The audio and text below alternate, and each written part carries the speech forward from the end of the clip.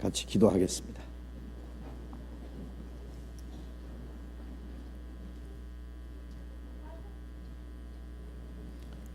자비로우신 우리 아버지 하나님, 우리를 영원한 멸망에서 건져주시고 하나님의 거룩한 자녀로 삼아주시며 영원한 하나님 나라에 들어갈 수 있는 그 크고 영광스러운 소망을 주신 그 은혜를 인하여 감사와 찬송과 영광을 우리 아버지 하나님께만 돌립니다. 이 세상은 날로 요란하고 죄악이 충만하며 하나님이 작정하신 마지막 때 이 땅에 하나님의 진노와 심판이 임할 그날이 너무나 가까운 것을 저희들이 압니다. 하나님이 작정하신 그 마지막 시대에 우리로 하여금 하나님의 사랑을 깨닫게 하시고 주님의 몸된 교회 안에서 하나님의 거룩하신 뜻과 영광을 위해서 우리의 남은 생애를 살 수 있도록 인도해 주시는 은혜를 감사합니다. 이 시간 주님의 피로 구속함을 받은 저희들 주님 앞에 함께 모여서 주님의 은혜를 찬송하며 말씀을 배우며 주님 안에서 교제하게 해주신 주님 감사합니다. 여기에 모인 우리 각 사람을 굽어 살펴주시고 하나님의 자비로운 손길로 우리를 더욱 붙들어 주시고 주님의 은혜로 주님의 생명으로 주님의 성령으로 더욱 충만히 채워 주시옵소서. 우리 안에 주님의 거룩한 형상을 더욱 창조해 주시고 우리로 하여금 하나님의 거룩하신 뜻을 분별할 수 있는 지혜를 주시고 마땅히 어떻게 행해야 할 것을 더욱 가르쳐 주옵소서. 이 세상 헛된 것에 우리의 마음이 빼앗기지 아니하고 악한 자의 시험에 넘어지지 아니하고 하나님의 거룩하신 뜻을 따라서 그리고 하나님이 우리에게 하라고 맡기신 거룩한 하나님의 역사를 위해서 우리의 남은 생애를 올바로 살아갈 수 있도록 인도해 주시옵소서. 이 시간 함께 참여하지 못한 우리 형제 자매들도 일일이 보살펴 주시고 육신의 병중에 있는 사람 속히 건강을 회복시켜 주옵소서. 마음의 시험을 받는 사람, 여러 가지 곤란 중에 있는 사람 일일이 주님께서 자비를 베풀어 주시고 합당하신 은혜를 허락해 주옵소서. 멀리 외국 땅의 곳곳에 있는 우리 형제 자매들을 더욱 지켜주시고 언제나 주님을 의지하며 하나님의 말씀을 담대히 증거할 수 있도록 하나님의 자녀로 부끄러움이 없이 살아갈 수 있도록 인도해 주시옵소서. 이 시간 우리에게 나타내시고자 원하시는 주님의 말씀, 주님의 거룩하신 뜻, 우리 가운데 행하시는 능력이 무엇이며 또 주님의 거룩하신 뜻이 무엇인지 더욱 깨달아 알게 해 주옵소서. 이 시간 주 성령님께 온전히 의지하면서 주 예수님 이름으로 기도드렸습니다. 아멘. 시편 교독하겠습니다. 시편 118편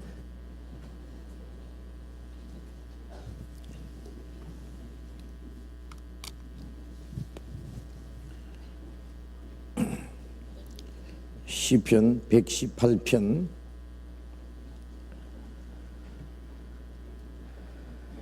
1절부터 끝절까지 교독하겠습니다. 시편 118편 1절부터 끝절까지 교독합니다. 여호와께 감사하라. 저는 선하시며 그 인자하심이 영원함이로다.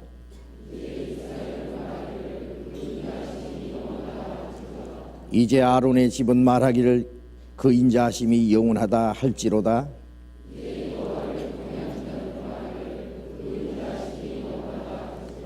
내가 고통 중에 여호와께 부르짖었더니 여호와께서 응답하시고 나를 광활한 곳에 세우셨도다.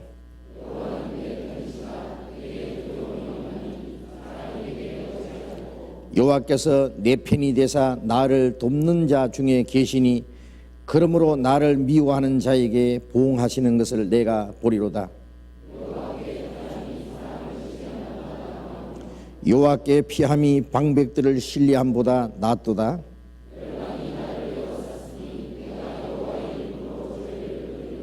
저희가 나를 애워싸고 애워쌌으니 내가 여호와의 이름으로 저희를 끊으리로다.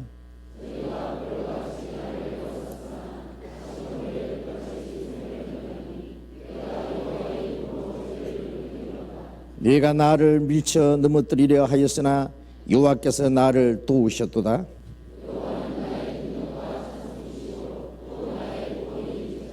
의인의 장막에 기쁜 소리, 구원의 소리가 있으며 여호와의 오른손이 권능을 베푸시며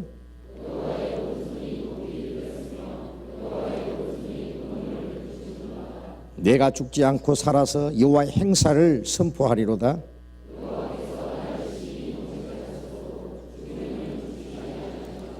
내게 의의 문을 열지어다. 내가 들어가서 여호와께 감사하리로다.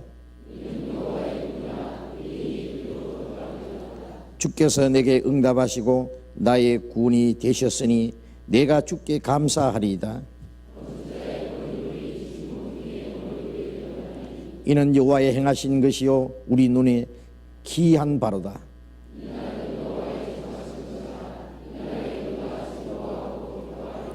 여호와여 구하옵나니 이제 구원하소서. 여호와여 우리가 구하옵나니 이제 형통케 하소서.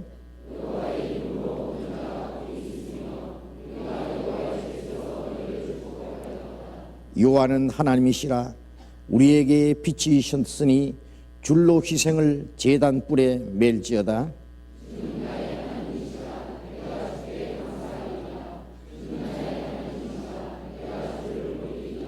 같이 읽겠습니다. 여호와께 감사하라. 그는 선하시며 그 인자하심이 영원하미로다. 찬양대 찬송해 주시겠습니다.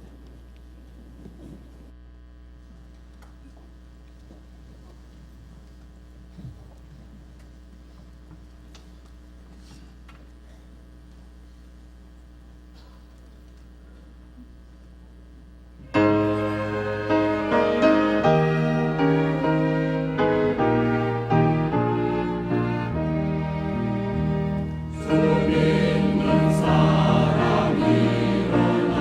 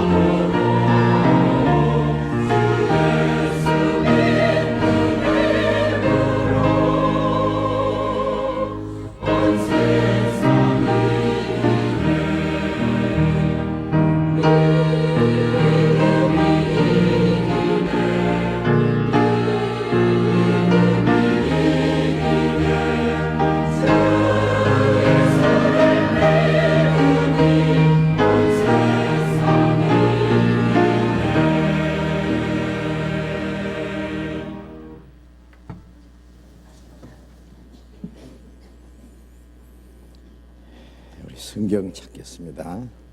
요한복음 12장.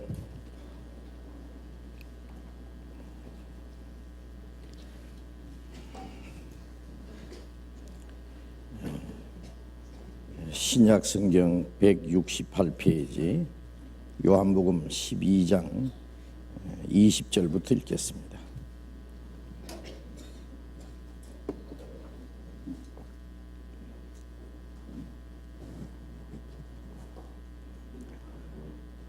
요한복음 12장 20절.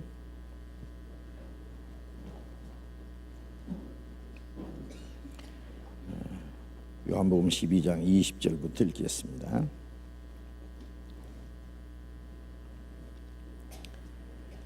명절에 예배하러 올라온 사람 중에 헬라인 몇이 있는데 저희가 갈릴리 벳세다 사람 빌립에게 가서 청하여 가로되 선생이여 우리가 예수를 배우고자 하나이다 하니 빌립이 안드레에게 가서 말하고 안드레와 빌립이 예수께 가서 여짜온데 예수께서 대답하여 가라사대 인자의 영광을 얻을 때가 왔도다.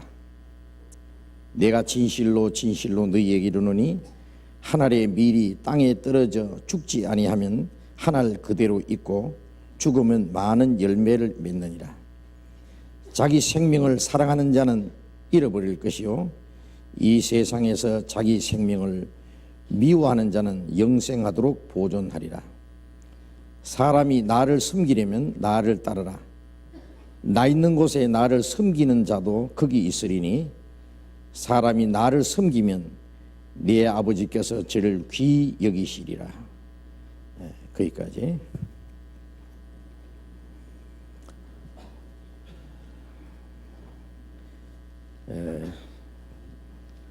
무더위도 이제 지나가고 갑자기 날씨가 아주 쌀쌀해졌습니다. 조금 시원해졌죠. 아주 좋은 계절을 천고마비의 계절이라고 합니다. 하늘도 높고 말도 살찌고 춥지도 않고 덥지도 않은 아주 좋은 계절인데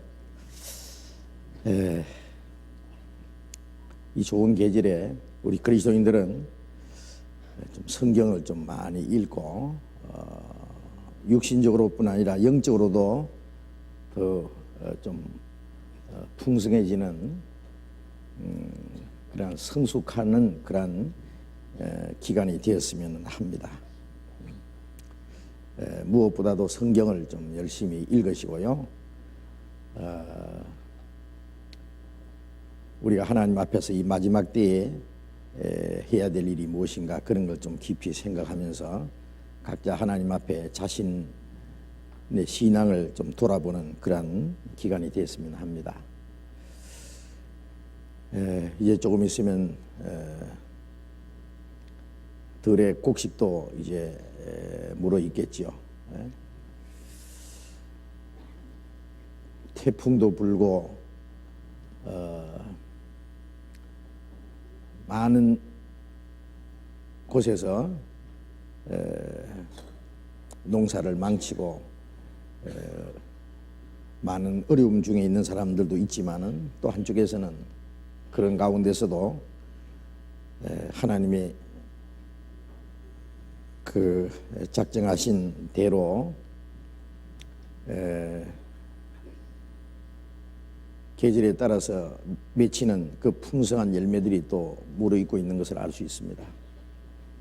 우리가 영적으로도 한쪽에서는 많은 시험과 환난과 어려움이 있고 그로 인하여 많은 사람들이 실족하는 그러한 일들도 있지만은 또 한쪽에서는 하나님의 은혜와 계획 속에서 구원함을 받고 하나님 나라에 들어갈 풍성한 그 열매가 맺히고 있는 그러한 모습들도 우리가 봅니다.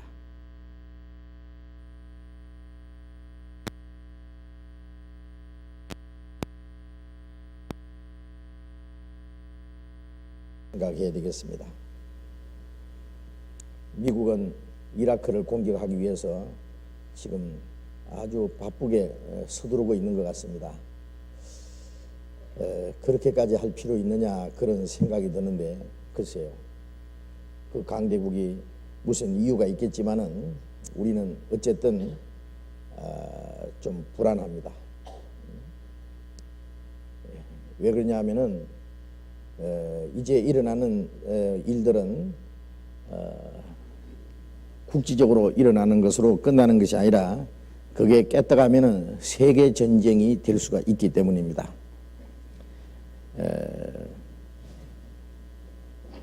미국은 유엔의 동의 없이 이라크를 공격할 수도 있다는 의지를 천명을 했는데 그렇게 되면 세계 질서가 무너질 수밖에 없어요. 미국뿐 아니라 또 다른 나라가 그렇게 나올지 말라는 법이 없어요.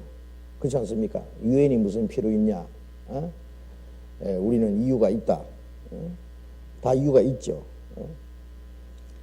자, 어쨌든 성경에 보면은 이라크에서 마지막 전쟁이 일어나게 되어 있습니다. 요한계시록 9장에 보면은 유프라테스 강에서 마지막 불과 연기와 유황을 인하여 이 세상의 3분의 1이 죽더라는 말씀인데 유프라테스 강이 바로 이라크잖아요, 현재. 예? 그래서 이 세상에 가장 지금 문제의 나라가 있다면 이라크입니다. 그래서 미국이 이라크를 공격할 그 구실은 뭐냐 하면은 이라크가 핵무기를 완전히 가지기 전에 그 힘을 없애버려야 된다. 강대국들이 많은 핵무기를 가지고 있지만은 그것은 국제법에 의해서 통제를 받고 있지만은 이라크의 사담 후세인이 내 손에 만일 핵무기가 들어간다면은 어떤 일을 저지를지 모른다. 전 세계 테러 조직에 그 핵무기를 넘겨줄 수도 있고 아주 악질적인 살인 무기를 공급할 수도 있고 아니면 이라크가 직접으로 세계 곳곳을 향해서 핵무기로 공격을 할 수도 있으니까 아야 사전에 그 세력을 꺾어버리자 그러는데 제 생각에는 절대 꺾이지 않습니다. 왜 그러냐? 성경에 그렇게 기록되어 있기 때문입니다. 만일 이라크의 세력을 사전에 완전히 없애버리고 뭐 사담 후세인이 됐든지 뭐 그 아들이 됐든지 뭐 그 세력을 완전히 없애버릴 수 있고 더 이상 힘을 못 쓰게 한다면은 요한계시록에 기록된 말씀이 이루어지지 않습니다. 그 말씀이 이루어지기 위해서는 그 이라크의 그 세력은 무엇을 만들고 있는지 모르지만은 틀림없이 거기서 핵무기가 준비되어야 될 것이고 그것 때문에 마지막 핵전쟁이 거기서부터 일어나야 되고 그래서 지구상에 약 3분의 1이 죽임을 당하는 끔찍한 일이 순식간에 그러한 일들이 일어난다고 성경에 예언되어 있습니다.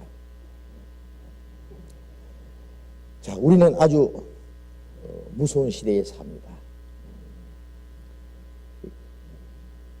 이 전쟁이라고 하는 것은 사사로운 일 때문에 일어납니다. 1차 세계대전도 그랬고 2차 세계대전도 그랬어요. 뭐 큰 일 때문에 일어나는 게 아니에요.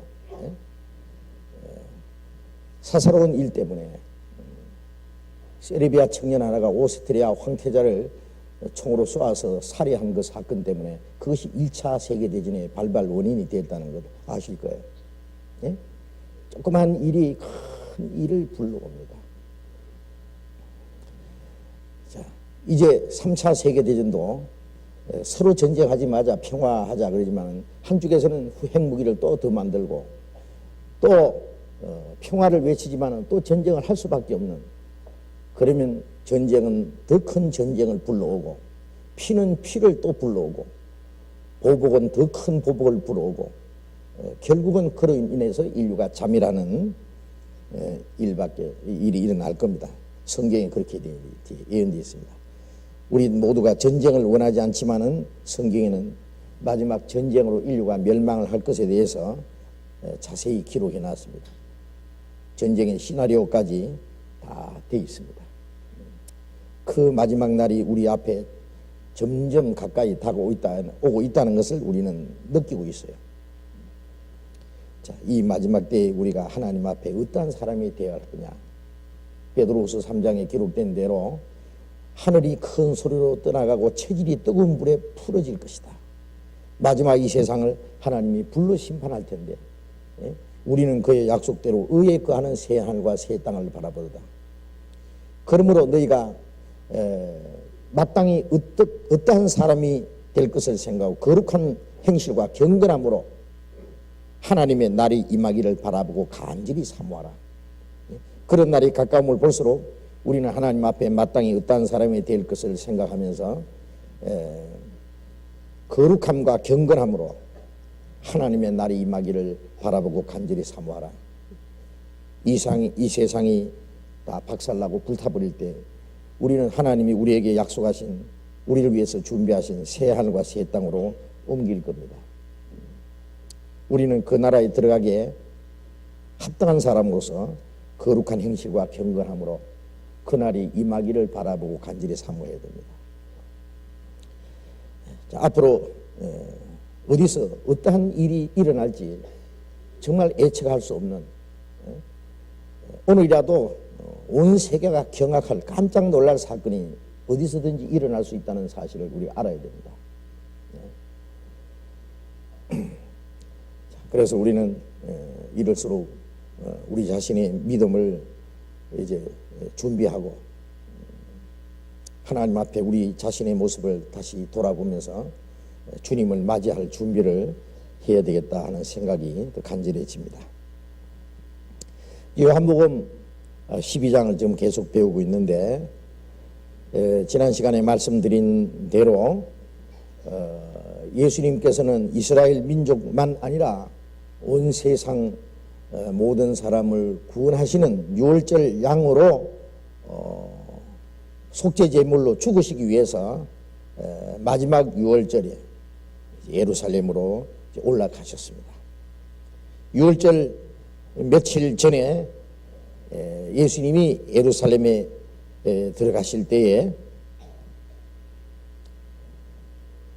죽은 지 나흘 된 나사로를 예수님이 살리셨는데 그것을 본 사람들이, 또 그 소문을 들은 사람들이 예수님이 오시기를 고대하고 예수님이 어린 나귀를 타시고 예루살렘에 들어가실 때 많은 사람이 앞에서 뒤에서 호위하고 종려가지를 들고 흔들고 자기의 겉옷을 그 앞에 피면서 호산나 찬송하리로다. 이스라엘이 왕이시여 라고 외쳤습니다. 그러나 예수님은 이스라엘 백성들이 고대하는 그런 왕은 아니었고, 로마를 정복하고 이스라엘 독립시켜주는 왕이 아니었고, 예수님은 죽음의 권세를 정복하고 사탄의 권세를 정복하고 우리를 죄와 죽음에서 구원해서 하나님의 나라 백성을 만들기 위해서 우리의 마음속에 죄와 거짓을 정복하고 하나님의 평강과 진리로 우리의 마음을 다스리는 그런 생명의 왕이요, 평강의 왕이요, 진리의 왕이 되시기 위해서 이제 예루살렘에 들어가시는 겁니다. 예수님은 이스라엘 백성들이 생각하는 그러한 영광스러운 왕보다도 십자가에 죽으셔야만 그는 참으로 우리의 생명의 주님이시요 평강의 왕이 될 수 있습니다. 그러나 예수님은 나귀를 타시고 당당히 그 많은 사람들이 만세를 부르는 가운데 예루살렘에 입성하셨어요. 이것은 그 당시의 사람들은 알지 못했겠지만 이것은 훗날 예수 그리스도를 믿고 예수님을 영접하는 사람 마음속에 예수님의 평강의 왕으로 임하실 것을 여기에 보여주신 것 같습니다. 구원을 받을 때 예수님을 우리의 마음속에 영접했습니다. 문들아 너희 머리를 들지어다 영광의 왕이 들어가시로다. 만왕의 왕이시오 만주의 주시라. 그가 영광의 왕이시로다. 십자가에 죽으신 예수님이 만왕의 왕이시오 만주의 주십니다.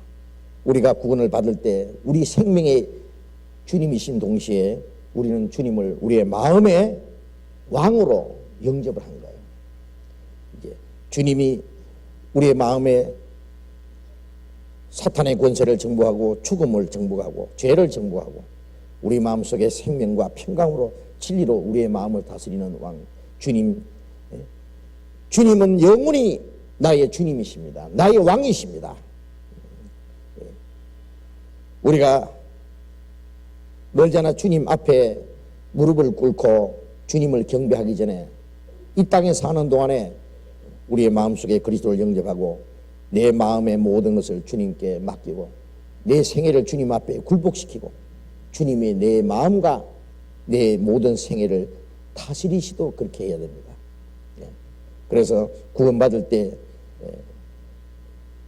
예수님이 예루살렘에 입성하신 것처럼 내 마음속에 오셨다는 사실도 알아야 되겠어요. 많은 사람이 예수님을 해서 만세를 부르고 환영했지만은 불과 며칠 후에 이제 많은 사람이 예수를 죽이라고 소리를 질렀습니다. 아시잖아요?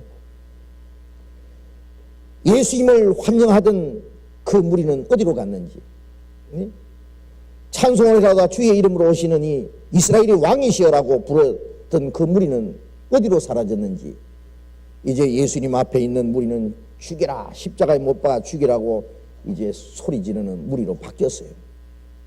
예? 왜?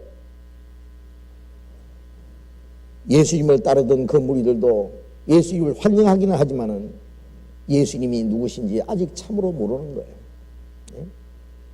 나사로를 살렸다는 이유 때문에 많은 사람이 그를 믿고 따랐지만은 예수님이 죽으시고 부활하셔야 된다는 사실은 아직 그들이 알지 못했어요. 예수님이 그들의 생명의 주님이시라는 것을 그들은 아직 깨닫지를 못했습니다. 그렇기 때문에 예수를 따르던 그 무리들의 믿음은 너무나 불완전했던 거예요. 잠시 후에 실망으로 바뀌었습니다. 물론 예수님이 죽으시고 부활하신 다음에 많은 사람들이 그러면 그렇지, 그 주님이 죽음으로 끝나는 것이 아니라 다시 살아나셨고 우리의 생명의 주님이시라는 것을 아마 믿게 되겠죠. 그러나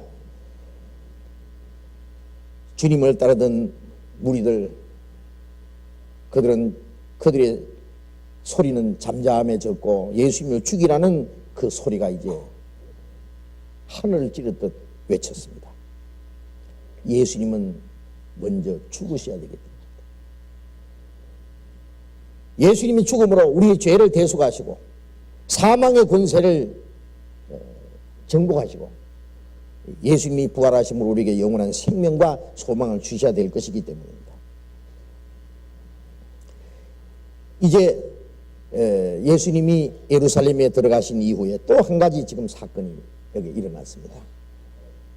20절, 요한복음 12장 20절에 명절에 예배하러 올라온 사람 중에 헬라인 몇이 있는데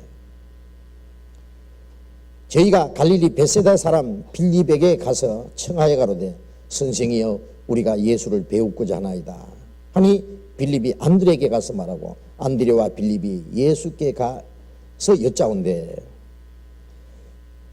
명절에 유월절을 지키기 위해서 예루살렘에 올라온 헬라인 몇 사람이 있었다 그랬어요. 이 헬라인이라는 것은 이방인입니다. 신약 성경에 헬라인이라고 나오는데 이것은 이방인을 대표하는 말입니다. 유대인, 헬라인.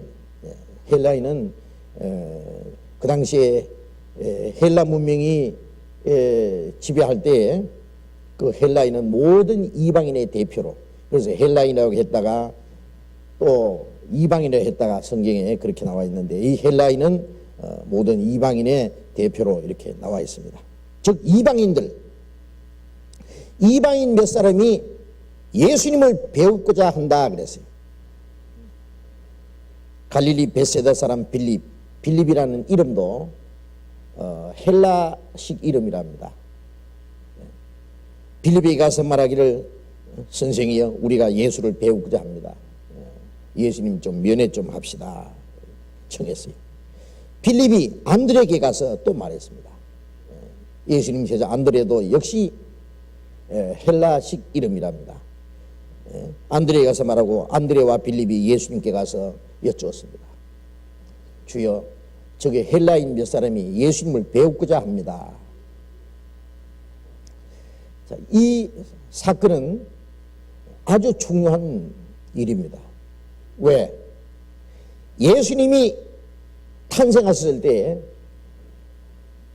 저 이방인, 멀리 동방에 있는 박사들, 이방인입니다. 그들이 예루살렘까지 와서 우리가 유대인의 왕으로 나시니가 어디 계시냐, 우리가 그 별을 보고 그의 경배하러 왔노라. 이방인이 제일 먼저 예수님을 경배하러 찾아왔습니다. 이스라엘 사람들은 왕이 나셨는지 메시아가 오셨는지 깜깜하게 아직 모르고 있을 때 이방인들 눈에 먼저 나타났어요.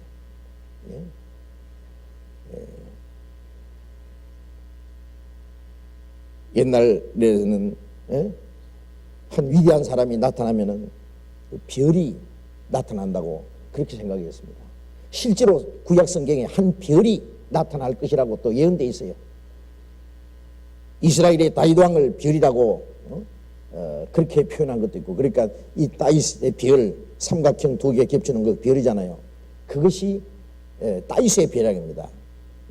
그 이스라엘 국기입니다. 바로. 그 위대한 다윗 왕은 마지막 만왕의 왕으로 오실 그리스도의 모형으로 되어 있습니다.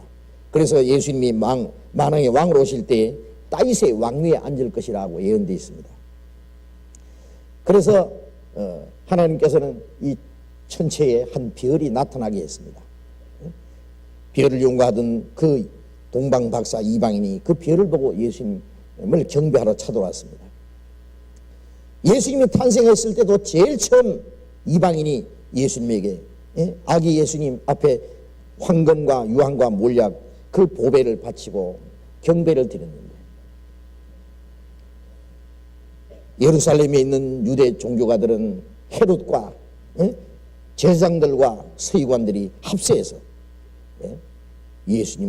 어린 예수님을 죽이려고 했습니다. 제사장들과 서기관들은 헤롯 왕에게 그리스도가 베들레헴에 날 것에 대한 정보를 가르쳐 줬고, 그들은 한 사람도 베들레헴에 찾아가지 않았습니다. 참 이상하지 않습니까?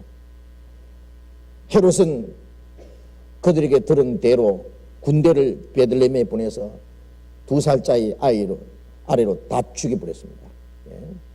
예수님을 죽이기 위해서. 그러나 예수님은 에집트로 피난을 갔습니다. 하나님의 그 인도하심을 따라서. 자, 여기 또 하나, 예수님이 마지막 죽으시기 직전에 유대인들이 예수님을 죽이려고 지금 마지막 준비를 하는 그 마당에서 이방인들이 예수님을 경배하러 온 겁니다. 예? 자, 여기서 예수님을 영접한 이방인, 예수님을 경배하려고 하는 이방인과 그리스도를 죽이려는 그 유대인들의 모습이 아주 대조적입니다. 여기 헬라인들은 이방인으로서 유대교에 입교한 사람들입니다. 출애굽기 12장 48절에 보면은요, 모세 율법에 이방인들이 만일 이스라엘 백성 안에 들어오고 싶으면은 할례를 받고 그리고 유대교에 입교합니다. 그러면 유대교에 입교한 이방인들이 있어요. 그들은 이스라엘 백성들처럼 절기도 지키고 또 예루살렘에 올라와서 하나님을 섬기는 일을 합니다. 그러니까 이 헬라인 몇 사람은 이방인으로서 유대교에 입교한 사람으로 유월절을 지키려고 올라온 사람들입니다. 그리고 참으로 예수 그리스도를 그들은 영접하고 예수 그리스도에게 경배를 하려고 했던 그런 모습을 여기서 볼 수 있습니다. 예수님께서는 그 이방인들을 만나 주셨다는 말씀도 없습니다. 이게 그렇죠? 저 사람들 이방인들 몇 사람이 예수님을 배웠고자 합니다. 예수님이 그래 그럼 잠깐 만나지 라든지 지금은 만날 수 없다든지 아무 말씀이 없습니다. 다만 예수님 말씀은 예수께서 대답하여 가라사대 인자의 영광을 얻을 때가 왔도다. 자, 이게 무슨 말씀입니까? 가끔 가다가 예수님이 동문서답 하실 때가 있어요. 니고데모가 당신은 하나님께로 오신 선생인 줄 압니다. 하나님께서 함께하지 않으면 당신이 행하시는 일을 아무도 할 수 없습니다. 그러고 인사를 드렸는데 예수님은 대짜고짜로 사람이 거듭나지 않으면 하려라 볼 수 없느니라.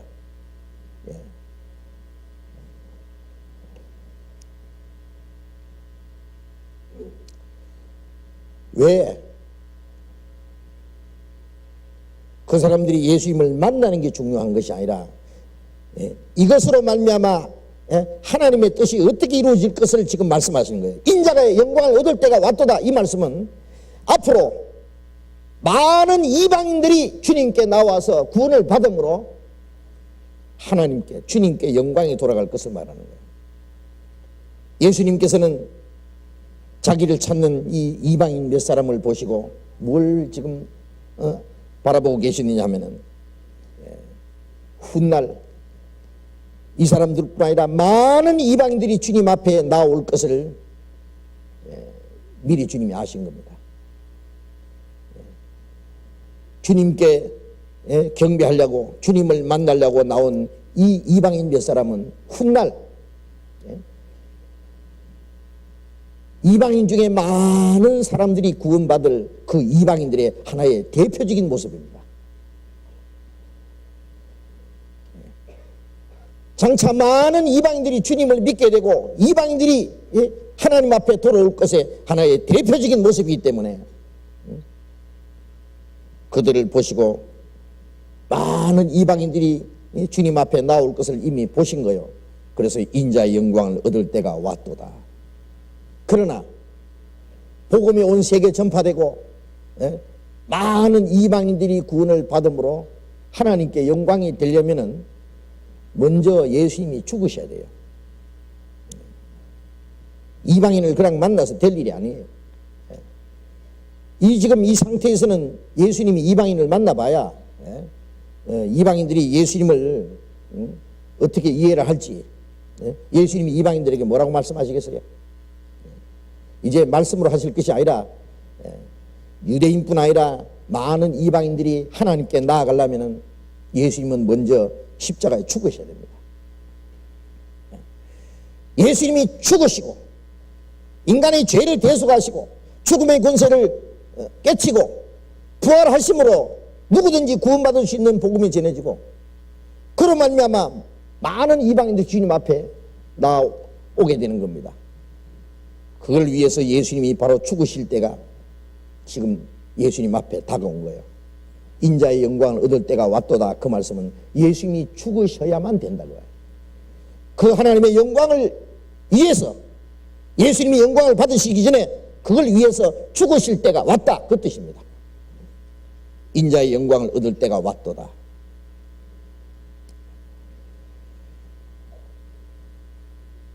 처음 하나님이 이스라엘 민족을 선택하셨고 이스라엘 백성들에게 하나님의 은혜를 약속했습니다. 그 이름을 예수라라. 이는 자기 백성을 저희 죄에서 구원하실 자이십니다. 예수님은 먼저 자기 백성을 구원하러 오셨다 그랬어요. 자기 백성을 저희 죄에서. 자기 백성이라는 것은 이스라엘 백성입니다. 자기 땅에 오매 자기 백성이 영접지 않았다. 먼저 하나님이 택한 이스라엘 백성들에게 하나님의 은혜를 허락하신 겁니다. 자기 땅에 오셨습니다. 그러나 하나님이 택한 이스라엘 백성들이 그들을 영접하지 않았습니다. 배척했습니다. 먼저 이스라엘 백성에게 약속하신 하나님 축복, 그들에게 허락하신 축복이 두 번째 이방인에게 넘어간 거예요. 물론 하나님은 유대인의 하나님만이 아니십니다. 이방인의 하나님도 되시고 온 세상의 하나님도 되십니다. 그러나 축복이 먼저는 유태인 우선입니다. 먼저는 유태인이요 둘째는 이방인이다. 먼저 하나님이 이스라엘 백성에 주셨고 그 다음에 이방인 넘어갔습니다. 그리스도를 이스라엘 민족이 먼저 배척했기 때문에 이스라엘이 먼저 망하고 그 다음에 그리스도를 배척하는 이방인이 둘째로 망합니다. 먼저 된 자가 나중되고 먼저 하나님의 택함받은 이스라엘 민족이 이제 마지막 시대에 그들이 민족이 구원받는 역사가 있고 나중된 이방인이 먼저 구원받고 먼저 된 하나님의 은혜를 받은 이스라엘 민족이 그리스도의 배척함으로 하나님의 저주를 먼저 받았고 1900년 동안 그들이 비참하게 형벌 받은 것은 그리스도를 배척한 죄로 그것이 이방인들에게 그리스도를 배척하는 죄가 얼마나 크다는 것을 실물교훈으로 보여주셨고 이제 이방인이 구원받는 기간이 차면은 그 기간 동안에 끝까지 그리스도를 배척하는 이방인들이 이제 마지막 형벌 받을 날이 가까이 온 겁니다. 어쨌든 유대인들에게 주시고 먼저 그게 이방인이 넘어가는 거예요. 그래서 이방인들은 원래는 하나님과 아무 상관없고 하나님의 약속도 아무것도 없던 민족입니다. 바로 그게 이방인입니다. 에베소서 2장 에베소서 2장 13절부터 에베소서 2장 13절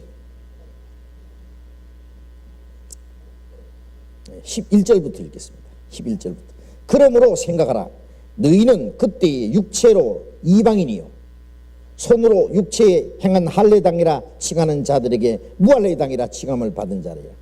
그때 너희는 그리스도 밖에 있었고 이스라엘 나라 밖의 사람이라.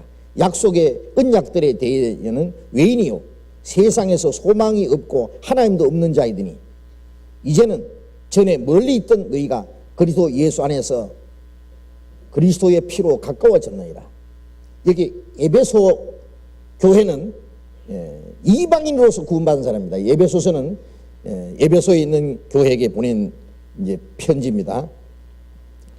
그래서 에베소 성도들에게 말하기를 그러므로 너희는 생각하라. 그때라는 것은 구원받기 이전에 너희는 육체로 이방인이요.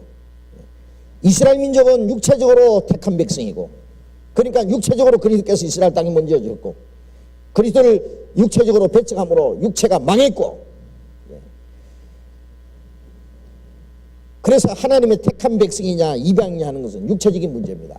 영적으로는 이스라엘도 거듭나야 천국 가고 이방인도 거듭나야 천국 가는 건 마찬가지예요. 그래서 여기에 육체로 이방이라고 이렇게 표현한 겁니다. 이스라엘 민족도 육체적으로 택한 백성입니다. 이방인이요 손으로 육체에 행한 할례당이라 칭하는 자들에게 무할례당으로 칭함받은 자라. 이스라엘 백성들은 하나님의 선민이라는 그 표로 할례를 받습니다. 육체에 할례 없는 사람을 아주 무할례당이라 아주 부정한 사람으로 여겼습니다. 그래서 이방인은 무할례당이라. 그때 너희는 그리스도 밖에 있었고 그리스도의 하나님의 은혜 안에 있지 않았습니다. 밖에 있었고 이스라엘 나라 이스라엘에 허락하신 하나님의 그 축복 밖에 있습니다. 약속의 언약들에 대해서는 구약에 있는 많은 약속은 먼저 이스라엘 백성에 주신 거니까 언약들에 대하여는 외인이요. 어떤 곳에 가면은 외인 출입 금지 그래 놨잖아요. 우리는 하나님의 약속에 대해서는 외인이었습니다. 그리고 세상에서 소망이 없고 하나님도 없는 자들이 이방인들은 하나님에 대한 소망도 없고 하나님도 없고 아무것도 없는 자. 몇 가지 없는지 아세요? 7가지입니다. 이게. 유대인과 이방인의 이 벽은 7이에요. 7겹으로 멀리. 그런데 이제는 전에 멀리 있던 너희가 유대인과 이방인은 멀리 있었습니다. 그리스도 예수 안에서 그리스도의 피로 가까워졌느니라. 예수님은 유태인뿐 아니라 이방인 온 세상 죄를 짊어지고 그 죄를 위해서 죽으셨기 때문에 이제 예수님이 십자가 죽으시고 흘리신 피로 유태인과 이방인과 차별 없이 이제 하나님과 가까워졌습니다. 14절 그는 우리의 화평이신지라. 우리라고 하는 유태인과 이방인. 이 성경을 기록한 바울 사도는 유태인이고 이 말씀을 받은 에베소 성도들은 이방인입니다. 그래서 우리라고 하는 것은 유태인과 이방인을 말합니다. 우리의 화평이신지라. 둘로 하나를 만드사, 유대인과 이방인 둘을 하나로 만드사 중간에 막힌 담을 허시고, 이제 이스라엘 민족과 이방인의 중간에 막힌 담을 7가지 담을 헐어버린 겁니다. 완전히. 15절 원수된 것 곧 의문에 속한 계명의 율법을 자기 육체로 피하셨으니 이는 이 둘로 자기 안에서 한 세 사람을 지어 화평하게 하시고, 하나님의 율법은 우리가 하나님의 율법을 이미 범했기 때문에 하나님과 원수가 되고 하나님 앞에 진노받을 자들이 됐습니다. 그런데 예수님이 십자가에 죽으심으로 그 율법의 저주를 받으심으로 원수된 것을 율법의 저주를 예수님이 육체로 피하셨습니다. 이는 이 둘로 유대인과 이방인 둘이 자기 안에서 예수 그리스도 안에서 한 세 사람을 지어 화평하게 하시고, 세 사람이 뭐냐면 그리스도의 몸된 교회입니다. 유대인도 구원받으면 하나님의 교회, 이방인도 구원받으면 하나님의 교회. 한 세 사람이라는 것은 그리스도의 몸된 교회입니다. 화평하게 하시고 16절 또 십자가로 이 둘을 한 몸으로 하나님과 화목하게 하려 하십니다. 원수된 것을 십자가로 소멸하시고 또 오셔서 먼 데 있는 너희에게 평안을 전하고 가까운 데 있는 자들에게 평안을 전하셨으니 이는 저로 말미암아 우리 둘이 한 성령 안에서 아버지께 나아감을 얻게 하려 합니다. 예수님이 십자가로 원수된 것을 소멸하고 먼 데 있는 이방인들에게 화평을 전하고 가까운 데 있는 유대인들에게 평안을 전하고, 그래서 이제는 예수 그리스도로 말미암아 우리 둘이 유대인과 이방인 둘이 한 성령 안에서 아버지께 나아가면 얻게 하고요. 한 성령 안에서 하나이 된 그리스도의 몸된 교회. 그래서 하나님께 나간다 그 말이에요. 그래서 이제 예수님이 십자가에 죽으신 전까지는 유대인과 이방인의 이 담이 두껍고 감히 이방인들은 이 하나님의 약속에 참여할 수 없었던 사람들입니다. 그런데 예수님이 오셔서 유대인과 이방인의 벽을 헐어버리고 이방인도 이제 아무 차별 없이 예수 그리스도 은혜로 말미암아 구원을 받고 하나님께 나아가게 됐다. 여기 그런 말씀입니다. 그래서 이방인과 유대인이 이 한 성령 안에서 구원받은 사람들이 하나가 되어서 하나님께 나아가는 이 무리를 가르쳐서 그리스도의 몸된 교회라고 표현하는 겁니다. 로마서 3장을 보겠습니다. 로마서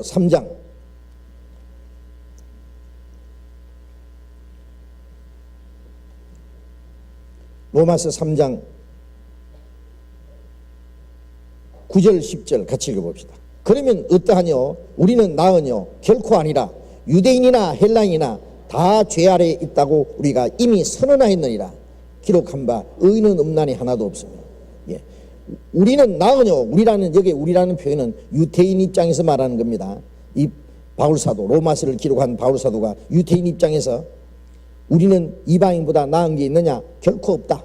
유태인이나 헬라인이나 다 죄 아래에 있다고 우리가 이미 선언하였느니라. 유태인이나 이방인이나 아담 안에서 태어났고 다 죄인이고 이미 죄를 지었고 죄 아래에 있다고 이미 선언했다. 의인은 없나니 하나도 없다. 유대인도 이방인도 의인은 하나도 없다. 그러니까 다 죄인이기 때문에 유대인과 이방인이 다 이제 구원을 받아야 된다. 유대인과 이방인이 차별이 없이 다 구원을 예수 그리스도의 은혜로 말미암아 구원을 받게 됐다. 그런 말씀을 하고 있습니다. 28절 로마서 3장 28절 29절 같이 읽어봅시다. 그러므로 사람이 의롭다 하심을 얻는 것은 율법의 행위에서 있지 아니하고 믿음으로 되는 줄 우리가 인정하노라. 하나님은 홀로 유대인의 하나님 뿐이시뇨 또 이방인의 하나님은 아니시뇨 진실로 이방인의 하나님도 되시느니라. 율법의 행위로, 유대인도 율법의 행위로 구원 못 받고 이방인도 율법의 행위로 구원받지 못하고 오직 믿음으로 구원받는 줄 우리가 안다. 그래서 하나님은 유대인의 하나님뿐이 아니고 이방인의 하나님도 되시느니라. 진실로 이방인의 하나님도 되신다. 30절에 할례자도 믿음으로 말미암아 또는 무할례자도 믿음으로 말미암아 의롭다 하실 하나님은 한 분이시니라. 할례 받은 유대인이나 할례 없는 이방인이나 믿음으로 말미암아 의롭다 하시는 하나님은 한 분이다.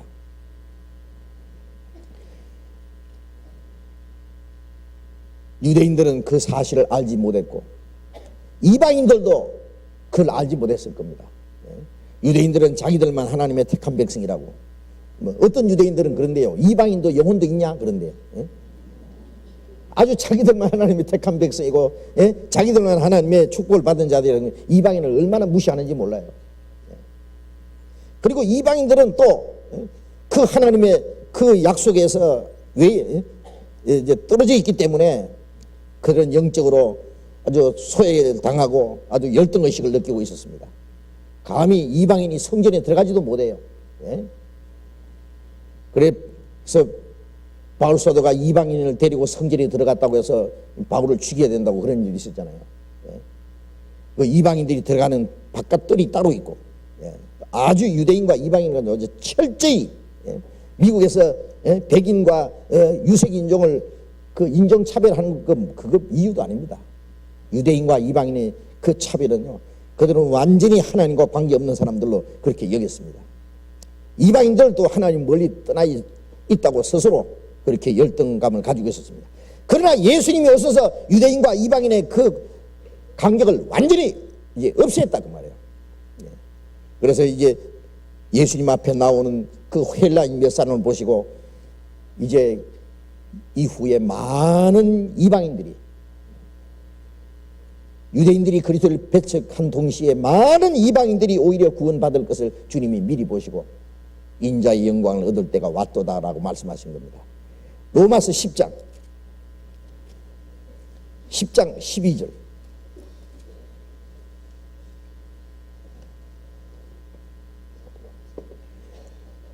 로마서 10장 12절 같이 읽겠습니다. 유대인이나 헬라인이나 차별이 없습니다. 한 주께서 모든 사람의 주가 되사 저를 부르는 모든 사람에게 부여하시도다.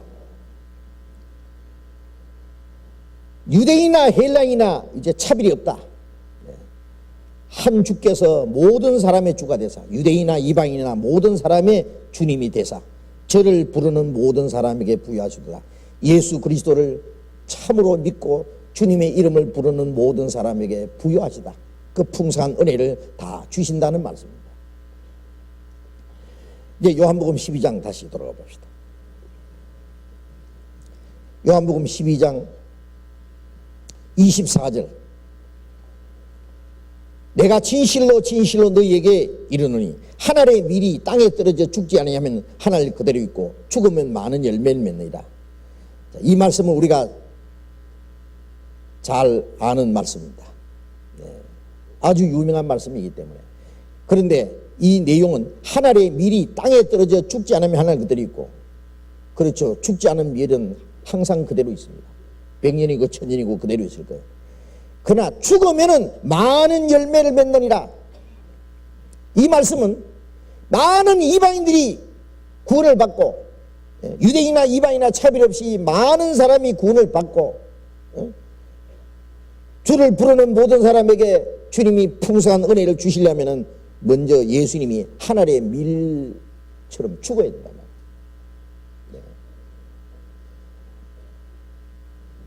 한 알의 밀이 죽어야만 많은 열매를 맺힌다는 이 엄숙한 진리는 바로 예수님 자신에게 해당되는 겁니다. 예수님은 하나님의 독생자로 이 세상에 오셨습니다. 독생자라는 말은 외아들입니다. 외아들 하나밖에 없습니다. 아들이. 예수님이 죽으시지 아니하면은 어떻게 다른 아들이 태어날 수 있어요? 예? 아들이 하나만 있을 때는 외아들입니다. 예수님이 죽으시지 않으면 아무도 하나님 아들 될 수 없습니다. 왜? 하나님 아들 하나뿐이기 때문에. 이제 하나님은 많은 아들을 탄생시키기 위해서 외아들을 이 세상에 보냈습니다. 왜? 많은 생명을 탄생시킬 씨앗으로 보낸 거예요. 땅에 떨어져, 하늘에서부터 땅에 떨어져 죽은 하나님의 미래입니다. 예수님은 죽어야만 많은 열매를 맺느니라. 예수님은 십자가 죽으셔야만 된다고요. 내가 하나님의 밀로 먼저 죽어야 된다. 죽어야만 많은 이방인들도 구원을 받을 수 있다. 예수님이 영광을 받으시기 위해서, 많은 영혼의 구원을 받기 위해서는 먼저 죽으셔야 되는 것은 필연적인 일이다, 그 얘기예요.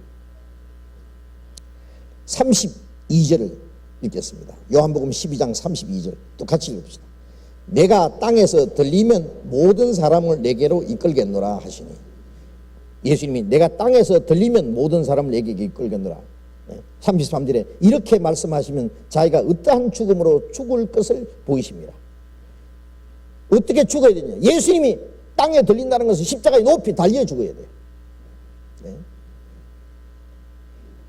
어떠한 죽음으로 죽을 것을 말씀하셨다. 십자가에 못 박혀 죽어야 된다. 내가 십자가에 못 박혀 죽어서 하늘과 땅 사이에 속죄제물로 죽어야만, 하나님과 인간 사이에 죄로 말미암아 원수된 것을 소멸해야만, 그 피를 흘려서 인간의 죄를 영원히 대속해야만, 그래야만 많은 영혼이 구원을 받을 수 있다. 내가 땅에서 들리면, 십자가 죽으면 많은 사람을 내게 이끌겠노라. 주님 앞에 나와서 많은 사람이 구원을 받게 된다 그 말이에요. 예수님이 십자가에 죽으심으로 하나님과 인간 사이에 막혔던 담이 헐어버리고 하나님께 나아갈 수 있는 생명의 길이 열리는 거예요.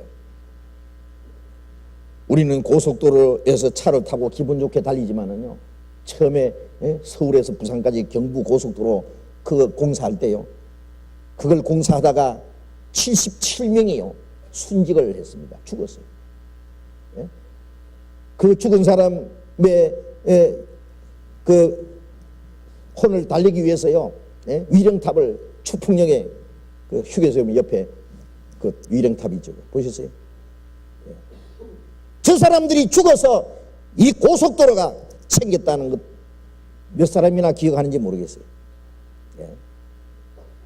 그것보다도 이 세상에서 하나님까지 가는 그 천국 가는 그 길을 열어주기 위해서, 이 길은 휘장 가운데로 열어놓으신 새롭고 산 길이요 곧 휘장 그 육체이라는 말씀대로 예수님의 육체가 죽임을 당함으로 예수님의 육체를 통해서 하나님께로 나가는 생명의 길을 열어놨습니다. 내가 땅에서 들리면 모든 사람을 내게로 이끌겠노라. 예수님이 십자가 죽으심으로 모든 사람이 하나님 나라에 갈 수 있는 길이 열릴 것을 말씀한 겁니다. 예수님은 하늘의 밀로 죽었습니다. 아주 기쁘게 죽었습니다. 그거는 예수님이 죽지 않으면 아무도 구원을 받을 수 없기 때문에, 예수님은 내게서 생명을 뺏어가는 자가 있는 것이 아니라 나는 스스로 목숨을 버리노라. 예수님이 이 세상에 오신 목적은 많은 영혼을 구원하기 위해서 죽으러 오셨기 때문입니다. 죽으실 때는 독생자로 죽으셨어요. 부활하신 후에는 예수님은 독생자 아닙니다. 요한복음 20장 17절에 예수님이 죽으시고 부활하신 다음에 3일째 되는 새벽에 여인들이 무덤에 찾아왔을 때 예수님께서 말씀하셨습니다. 여인들을 만났습니다. 내 형제에게 가서 나의 아버지, 너희 아버지, 곧 나의 하나님, 너희 하나님께로 올라간다 하라. 내 형제들이라고 했어요. 내 형제들. 주님께서 우리를 형제라고 부르기를 부끄러워하지 않았다. 왜? 한 아버지이기 때문에. 한 아버지에서 태어난 하나님의 아들들이기 때문에. 그래서 주님이 우리를 형제라고 했습니다. 우리를 하나님의 자녀로 탄생시키기 위해서 예수님은 독생자로 죽었습니다. 이제 죽으시고 부활하신 다음에 많은 하나님의 아들들이, 동생들이 태어났어요. 그래서 내 형제들이야. 나의 아버지 곧 너희 아버지다. 나의 아버지가 곧 너희 아버지다. 나의 하나님이 곧 너희 하나님이다. 예수님이 부활하심으로써 이제 많은 하나님의 자녀가 탄생했습니다. 하나님은 많은 아들을 원하셨습니다. 로마서 8장 29절.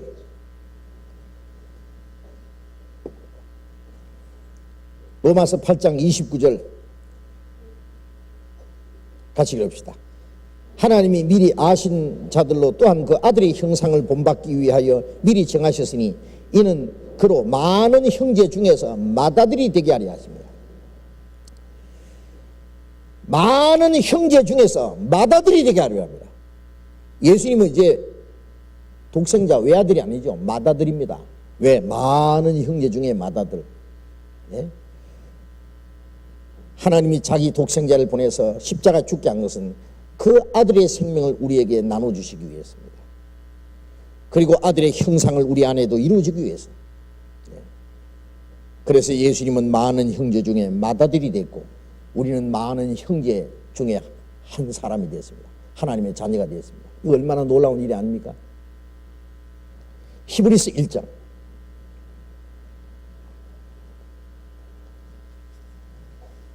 신약 353페이지 히브리서 1장 6절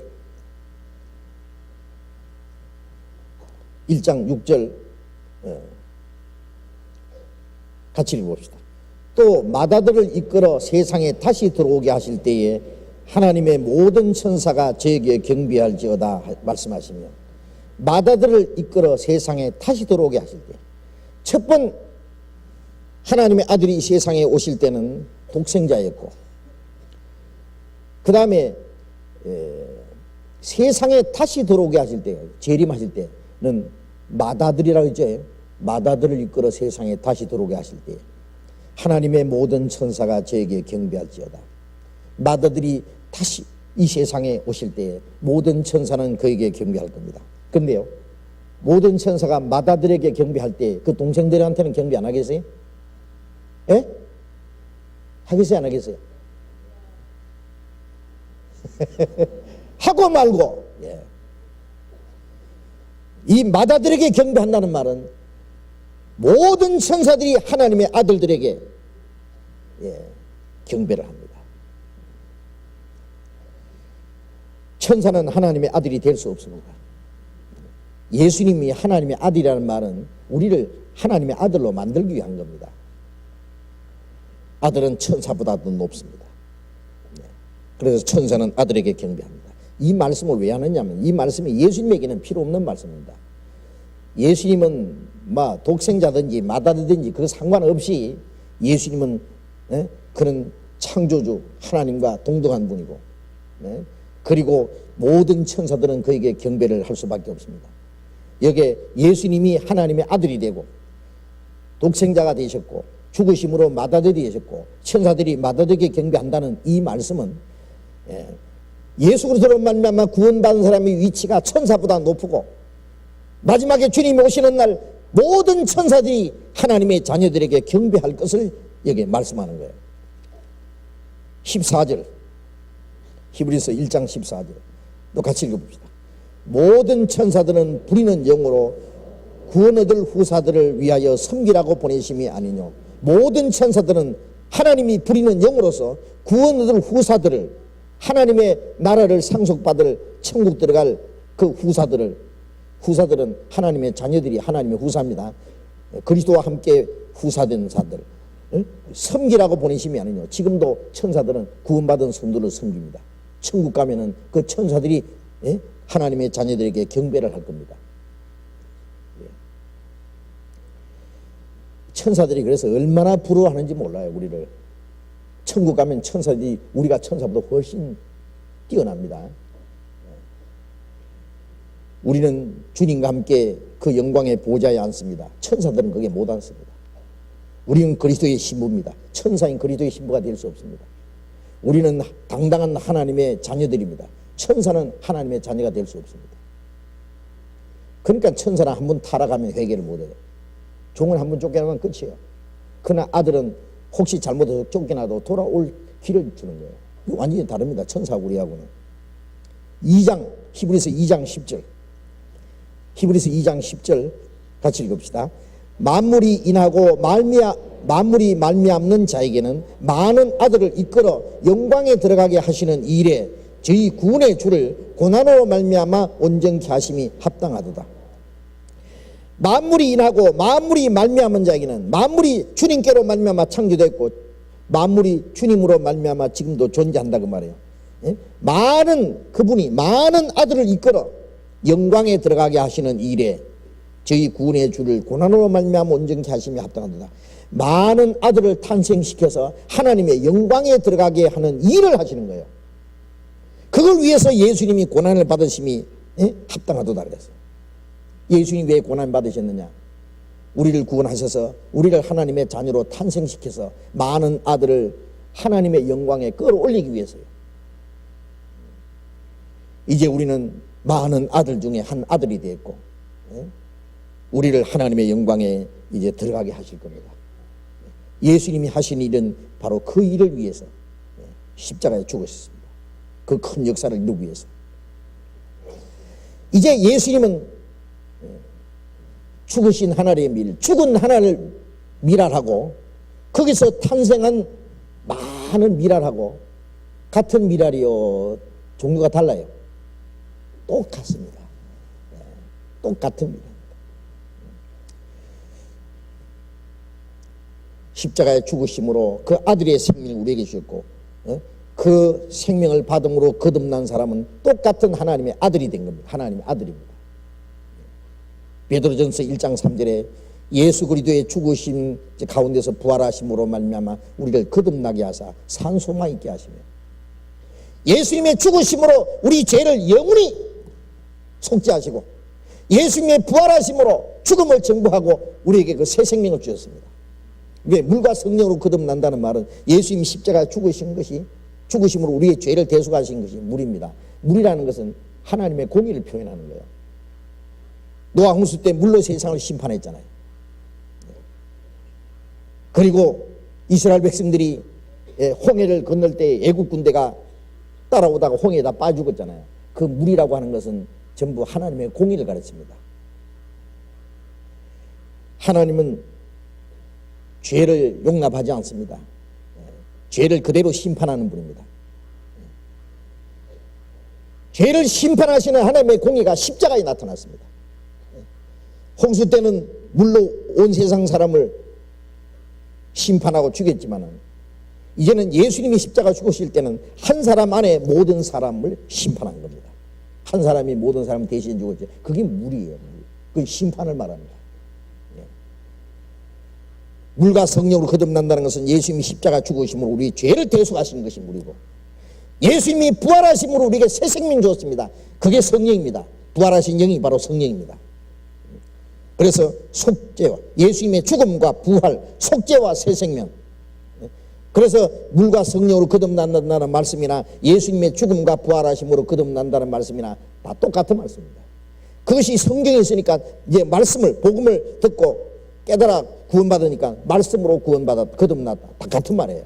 이 말씀 안에는 예수 그리스도의 죽음과 부활, 속죄와 새 생명이 있으니까 그 사실을 깨달으면 우리가 구원받은 거예요. 그래서 예수님의 죽으심으로 우리 죄를 영원히 대속하시고 부활하심으로 새 생명을 주셨습니다. 그 새 생명이 바로 하나님의 아들의 생명입니다. 그래서 우리를 거듭나게 했습니다. 예수님이 죽으심으로 자신 안에 있는 생명을 우리에게 나눠줬습니다. 그래서 요한복음 1장 12절에 영접하는 자 곧 그 이름을 믿는 자는 하나님의 자녀가 되는 권세를 주셨습니다. 예수 그리스도를 우리가 영접할 때 구원받을 때 영접한 거예요. 하나님의 자녀가 되는 권세 주었다. 하나님의 자녀가 되겠다. 이는 혈통으로나 육적으로나 사람의 뜻으로 나지 아니하고 오직 하나님께로 난 자들이라. 하나님께로 난 자들, 이제 하나님께로 태어난 자들입니다. 예수님이 십자가 죽으심으로 바로 그 아들의 생명을 우리에게 주셨고 우리 그로 말미암아 우리가 구원을 받은 거예요. 이제 거듭난 그리스도인은 또 하나님의 밀입니다. 그 하나님의 밀은 또 다른 많은 생명을 탄생시키기 위한 또 하나의 미래입니다. 먼저 하나님이 죽어서 많은 열매를 맺습니다. 30배, 6배, 60배, 100배 거기서 열매 맺은 그 그 열매가 된 그 밀알은 또 죽어서 또 더 많은 열매, 생명에 또 생명을 탄생시키고 그 생명은 또 다른 생명을 탄생시키고, 이 생명의 법칙은 우리에게도 적용됩니다. 이제 우리가 구원을 받아서 하나님의 생명을 받았어요. 이건 내 혼자 믿고 이제 조용히 천국 가라고 구원해 주신 것이 아니라 우리는 또 더 많은 생명을 위해서 죽어야 되고, 우리 안에 있는 하나님의 생명을 그런 말미암아 나눠줘야 될 그런 책임을 맡은 사람들입니다. 그 생명을 다른 사람들에게 나눠주기 위해서는 먼저 구원받은 사람의 생명은 희생을 해야 돼요. 죽어야 돼요. 요한복음 15장 8절에 너희가 과실을 많이 맺으면 아버지께 영광을 받으실 것이요 그랬어요. 과실을 많이 맺어야만 됩니다. 그럼 어떻게 과실 많이 맺습니까? 저가 내 안에, 내가 저 안에 있으면 과실을 많이 맺는다고 하셨는데, 그런데 주님이 우리 안에 계실 뿐 아니라 먼저 받은 생명이 죽어야 됩니다.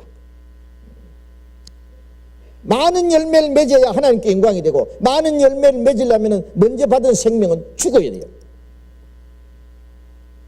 잠언 14장 48절에 보면은 백성이 많은 것은 왕의 영광이요 백성이 적은 것은 왕의 수치니라 그래요. 백성이 많아야만 왕의 영광이 됩니다. 나라는 크고 막 엄청 크고 막 부요하고 왕궁은 막 엄청나고 왕의 보좌는 막 금으로 온갖 보석으로 꾸몄는데 백성은 연하 몇 명 앉았다 갑시다. 그럼 왕이 뭐 왕 노릇 할 마음 생기겠어요? 많은 사람 구원받아야 하나님 나라에 가야만 하나님께 영광이 됩니다. 그리 많은 생명이 구원받으려면 우리가 하나님의 영광을 위해서 많은 열매를 맺도록 해야 됩니다. 시편 85장 6절에 보면은 하나님이여 우리를 다시 살리사 주의 백성으로 주를 기쁘시게 아니하시라나이까. 우리를 다시 살려서 더 많은 사람을 살려서 주의 백성으로 주를 기쁘시게 아니하려 하시나이까. 많은 사람이 구원을 받아야만 하나님께 영광이 돼요. 그래서 우리는 많은 영혼의 구원을 받도록 기도해야 됩니다. 많은 영혼이 구원받도록 먼저 구원받은 사람이 희생해야 됩니다. 먼저 구원받은 사람은 더 많은 열매를 맺기 위해서 주신 생명이지, 이건 내 혼자만 간직하고 있으라고 주신 생명이 아니다 그 말이에요. 더 많은 생명을 탄생시키기 위해서 먼저 받은 생명은 죽지 않으면 안 됩니다. 죽는다는 것은 희생을 말해요. 하늘의 밀처럼 죽어야 돼요. 우리 안에 있는 생명을 더 많은 사람에게 나눠주기 위해서, 전해주기 위해서 먼저 받은 생명은 죽어야 되는데,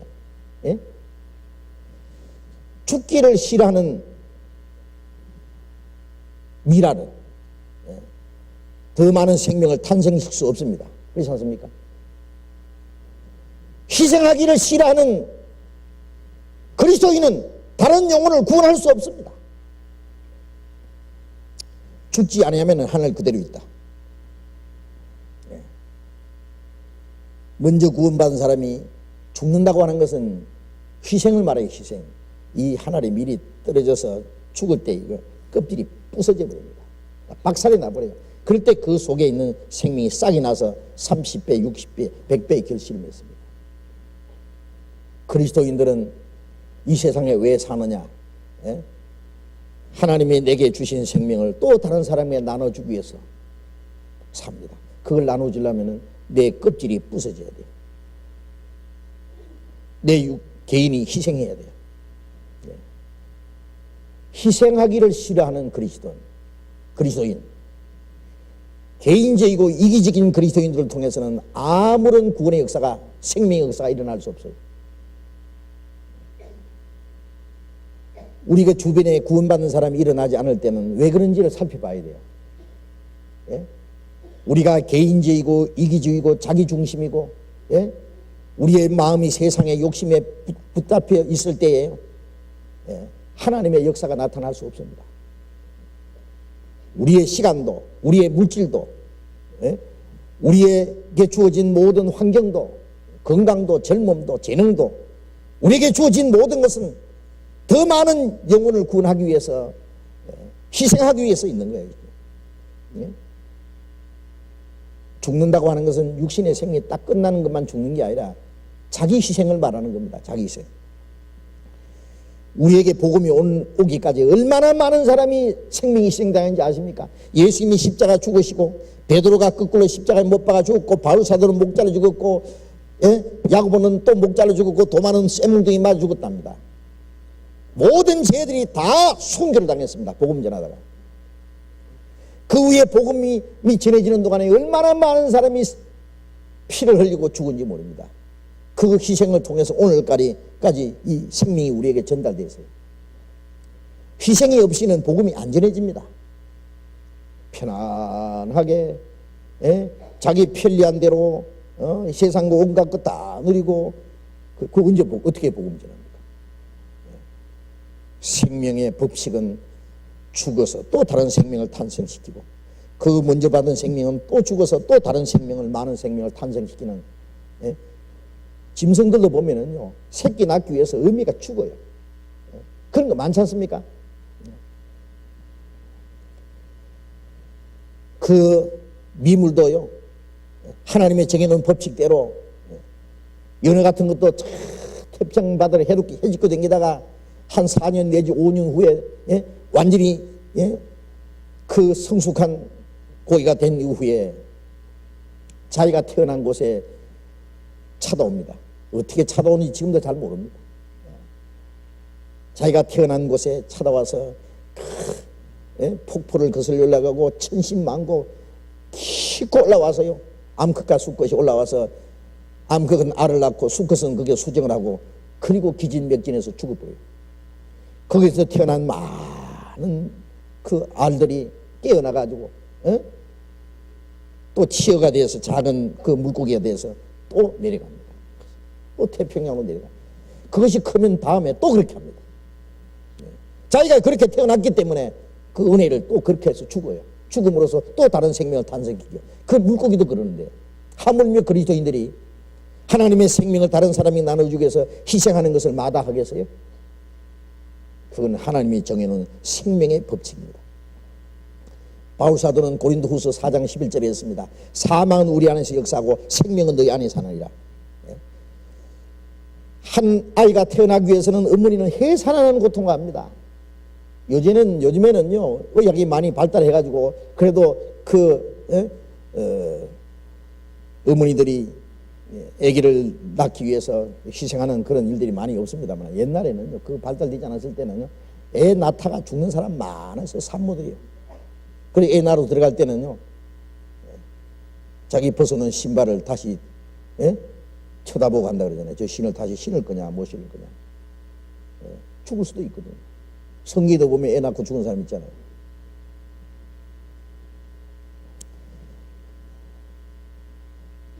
사망은 우리 안에서 역사하고 생명은 너희 안에서 하느니라. 여러분 구원받을 때 자기가 머리가 똑똑해서 저절로 구원받았다고 할 수 없습니다. 먼저 구원받은 사람의 많은 기도와 자기 가족들의 애절한 기도와 간절한 그 마음, 수고, 희생, 가까이서 멀리서 직접으로 간접으로 많은 그리스도인들의 그 희생과 수고가 없었으면 어떻게 구원받아?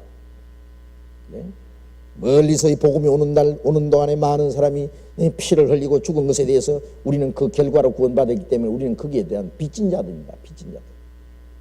그걸 바울 사도는 로마서 1장에 그래서 나는 모든 사람의 빚진 자라. 지혜자나 어리석은 자나 모든 사람에게 나는 빚진 자다. 그러므로 로마에 있는 너에게도 복음 전하기 원한다. 육신적으로 빚진 것이 아니라 우리는 영적으로 빚진 자들입니다. 빚진 사람은 빚을 갚을 때까지 그 책임을 다하지 않으면 안 되잖아요. 어떤 사람 빚을 몽땅 걸머쥐어 놓고 빚 갚을 생각은 안 하고 자기는 자기 마음대로 돈 쓰는 사람 보면요, 그건 진짜 도둑놈, 보통 도둑놈 신부가 아니에요. 빚부터 갚아놓고 살아야지. 남의 돈을 띠먹고는 지기는 마음대로 쓰고 먹고 입고 살아요. 그리스도인이 그런 사람이 있으면 결코 안 될 겁니다. 자기 쓸 거 안 쓰고 더 많이 일하고 어떻게든지 빚을 갚아야 됩니다. 제가 그런 얘기 들었어요. 구원받은 사람 이제 주님 오실 때 덜 올라갈 테니까 빚 몽땅 걸머지고 쓰다가 아참 올라가면 그만 아니냐. 이런 도둑놈 신부가 돼 있어요. 그런 신부 가진 사람은 못 올라갈 겁니다. 만일 그리스도인이 돈띠 먹고 갔으면요, 뭐 예수 믿다더니 내 돈띠 먹고 갔다 그럴 거 아니야. 내일 주님이 오실 것을 확실히 안다면 오늘 빚 다 갖고 가야 됩니다. 자, 그리스도인들은 이 복음 전할 책임도 그런 빚 갚는 책임만큼 그렇게 중요히 여겨야 돼요. 우리는 이 복음을 전하기 위해서 이 땅에 살아 있습니다. 더 많은 생명을 구원하기 위해서. 그러기 위해서는 그게 많은 수고와 희생이 따르지 않으면 안 됩니다. 우리가 전도해 보세요. 한 사람 구원하는 것이 얼마나 어려운지 저절로 절대로 구원 못 받습니다. 예수 믿고 천당 갑시다. 교회에 나갑시다. 이렇게 무책임하게 전도해가지고 누가 구원 받아야 할까요? 평생 교회 댕겨도 구원이 뭔지 모르는 사람도 뭐 많은데, 한 사람 한 사람 구원받게 하려면은 크게 뼈를 깎는 기도를 해야 되고, 진액이 다 빠져나갈 것처럼 간절히 그 전도하기 위해서요. 이 전도인들도 한 사람 한 사람 붙잡고요, 그 사람 구원받게 하려면 진짜 진액 다 빠져나가요. 몇 번 개인 상담을 하고 몇 번 집회하고 나면요, 진짜 완전히 맥 쫙 빠져요. 이 전도 집회 할 때도요, 저도 지난 주간에요, 전국에 한 30곳 교회 이상이 이제 이번에 동시에 전도 집회를 했습니다. 아마 많은 사람이 구원을 받았을 거예요. 그 전도 집회 하는데요, 이 말씀 전하는 사람은 내가 이거 집회 끝나고 나서 죽어도 좋다는 그런 마음을 가지고 전합니다. 그래서 어느 그 사람이요, 그 써놓은 책에 보면은 이 말씀 전하는 사람이 한 시간 쭉 설교하면은 보통 노동하는 사람이요, 8시간 그 동안에 그 에너지가 빠져나가는 것처럼 기가 빠져나가는 거예요. 1시간 설교하는데. 이거 해보면 압니다. 그래서 그 많은 수고와 희생, 그런 것이 아니면은 다른 영혼이 구원받지 못합니다. 저절로 구원받는 거 아닙니다. 지금은 몰라도 주님 앞에 가면 알게 될 겁니다. 우리는 거기에 빚진 자들입니다. 그리고 그 속에 하나님의 생명이 없는 사람은 다른 사람의 생명을 구원할 자격이 없어요. 죽은 자가 다른 생명에서 죽을 수 있습니까? 산 생명이 죽을 자격이 있지, 죽은 자는 죽을 자격이 없어요. 죽었는데 뭘 또 죽어요?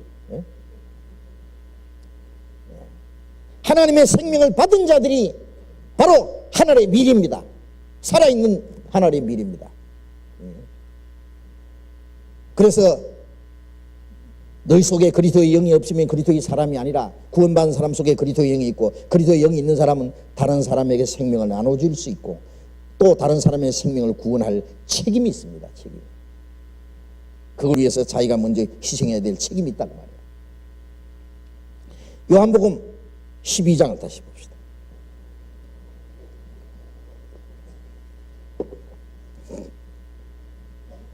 요한복음 12장 25절 봅니다. 자기 생명을 사랑하는 자는 잃어버릴 것이요, 이 세상에서 자기 생명을 미워하는 자는 영생하도록 보존하리라.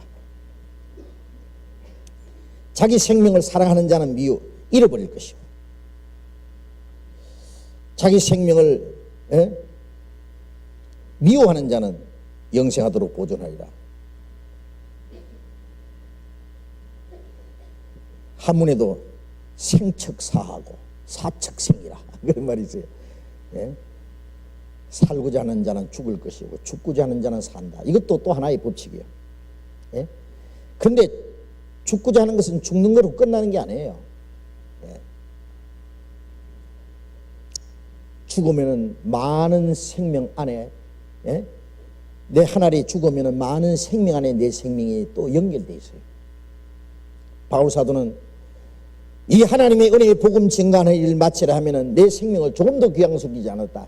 평생 복음 전하기 위해서 헐벗고 굶주리고 감옥에 수없이 갇히고 매 맞고 40이 하나 감한 매를 5번 맞고 3번 태장을 먹고 돌에 맞아 죽었다 살아나고, 예?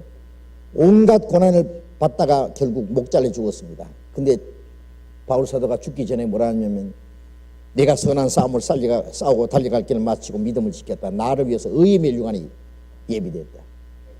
의로운 재판장이 거기 그날 내게 주실 것이다. 죽도록 충성하라. 그러면 생명의 멸류관을 내게 주리라. 죽도록, 죽으면은, 충성을 하면은, 희생하면은 주님이 영원하고 영광스러운 생명으로 갚아주셔요.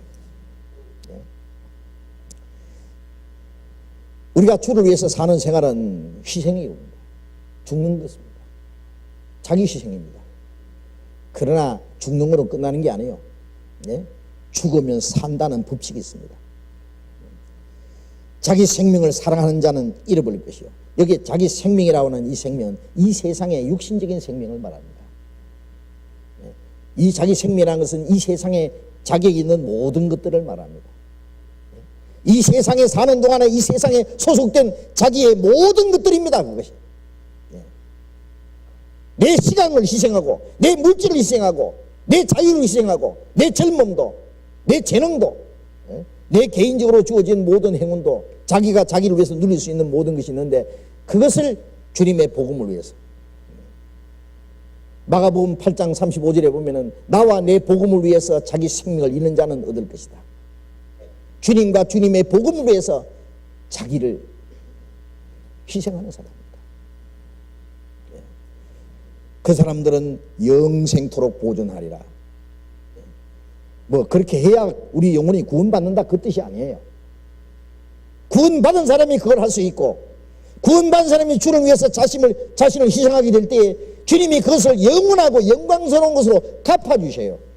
우리가 구원을 똑같이 받았어도 주님 앞에 가면 영광이 다르다는 거 아시죠? 네? 이 세상에 태어나서 몇십 년 사는 것은 똑같은데 사는 모습이 다르잖아요. 어떤 사람은 좀 멋지게, 좀 화롭게 살고 높은 자리에 살고 유명하게 받고, 어떤 사람은 평생 천대를 받고 가난하게 살고. 그런데 그것이 몇십 년으로 끝나니 다행입니다. 그런데 천국 가면은요, 물론 이 세상에 불행한 것처럼 그런 불행은 없습니다. 다 우리가 천국에서 하나님을 모시고 하나님의 영광 속에 살지만은 그 영광의 차이가 있다는 걸 성경이 말했습니다. 상급이 다르다고 했습니다. 그 상급은 영원합니다. 많은 사람을 옳은 대로 돌아오게 한 자는 궁창의 별과 같이 영원토록 빛나리라. 우리가 주와 함께 죽으면 주와 함께 살 것이요 주와 함께 참으면 주와 함께 영광을 받을 것이다. 우리가 현재 받는 잠시 받는 환난에 경한 것이 영원하고 영광스러운 중요한 것을 우리에게 이루게 합니다. 영원하고 영광스러운 것을 우리에게 이루게 한다. 뭐 다릅니다. 우리가 이 세상에 사는 동안에 자기에게 속한 모든 걸 희생하는 만큼 주님이 신령하고 영원한 것으로 갚아주신다는 말씀입니다. 자기 생명을 사랑하는 자는 잃어버릴 것이다. 사랑하는 것은 자기 이기적인 거예요. 개인적인 거예요. 자기만을 위해서 사는 사람이에요. 자기가 혹시 희생당할까 봐 몸을 사리고, 그러나 사랑은 자기 유익을 구취한다. 사랑은 주는 겁니다. 하나님께서도 말씀으로만 사랑하지 않았습니다. 자기 독생자를 희생했습니다. 사랑은 말로만 하는 게 아닙니다. 말로 혀만 사랑하지 말고 행함과 진실함으로 하자. 사랑은 주는 겁니다. 주고 더 주고 다 주고 못 다 줘서 아쉬운 거예요. 부모가 자식을 사랑할 때, 그것도 어머니가 자식을 사랑할 때 낳아주고 길러주고 자식에게 다 주고 또 주고, 그래서 못 다 줘서 아쉬워하는,